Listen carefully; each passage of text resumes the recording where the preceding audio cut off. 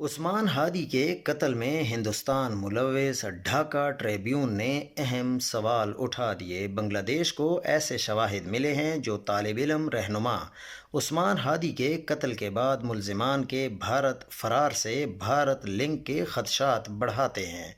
Police کا شبہ ہے کہ فیصل کریم مسعود اور موٹر سائیکل ڈرائیور عالمگیر شیخ حملے کے فوراً بعد بھارت کی طرف نکل گئے۔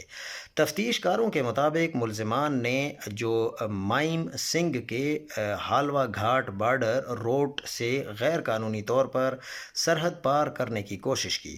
رپورٹ کے مطابق ملزمان میرپور سے نجی گاڑی میں روانہ ہوئے اور ایشولیا کے راستے غازی پور پہنچے، پھر ایک اور گاڑی میں حالوا گھاٹ اس کے قریب پیٹرول پمپ تک چلے گئے۔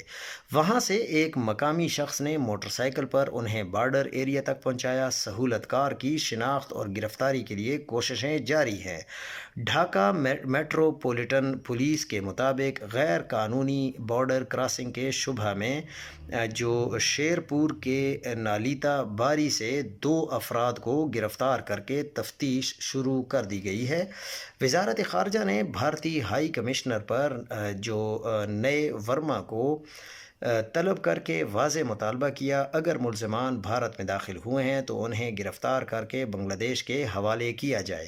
پولیس کے مطابق عثمان ہادی پر فائرنگ فیصل نے کی، جبکہ عالمگیر کو چھاترا لیگ کا کارکن قرار دیا گیا ہے۔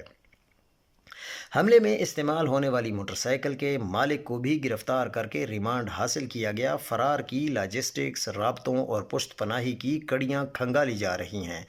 بارڈر روٹ، گاڑیوں کی تبدیلی اور فوری انخلاء۔ رپورٹ کے مطابق یہ سب ایک منظم اور اسکیپ چین کی طرف اشارہ کرتا ہے۔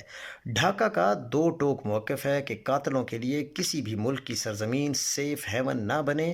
بھارت سے عملی تعاون اور حوالگی کا مطالبہ زور پکڑتا جا رہا ہے۔